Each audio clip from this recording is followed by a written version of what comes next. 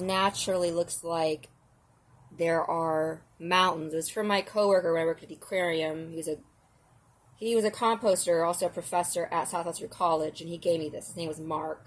He hired me in when I was volunteering a year and a half and ready to quit working with Shark and Rays. He hired me in. I still own it.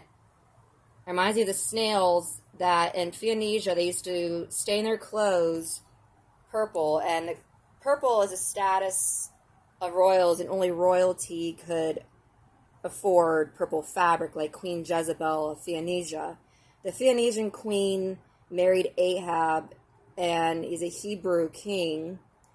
They worshipped Yahweh. She served Baal because of her dad, and brought in black magic, Baal worship, had several affairs with royals. She loved wine and having a vineyard stolen and murdering, and that was another thing she did. She created a very backward society of high theft, loopholing through laws. She would get away with it. There was a guy who told me he had a girlfriend that was like a stripper prostitute in LA, and they'll set fire to her clothes. They'll do arson. They will get away in court suing you and getting away with it, and for some reason they loophole their laws and they get away with it. She would like give offerings to her god idol. She's pagan, single mother living in like a Section 8 in LA, and he's a musician guy, and he got entrapped by her beauty and by her boobs and her gorgeous looks. She's a gorgeous girl, like cosplay kind of a girl, and she pretty much got him an ankle bracelet and lied that he was brutalizing her and got away with it, and all kinds of curses came in, and he would get sick for periods of time when dating her. So he would get very sick at times, and he was always felt like something dark was over him, and he had a narcissistic personality like Jezebel. Jezebel, after having a prophet killed, wore fancy garments and makeup and her best wigs instead of mourning, and mocked the prophet.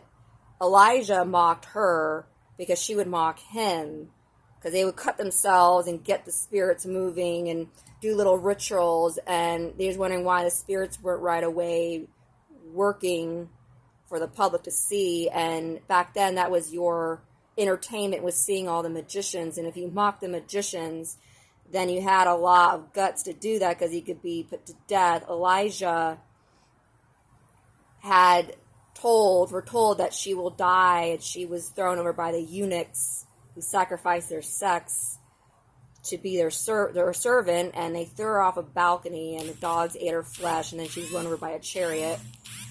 Ahab was warned not to marry this woman.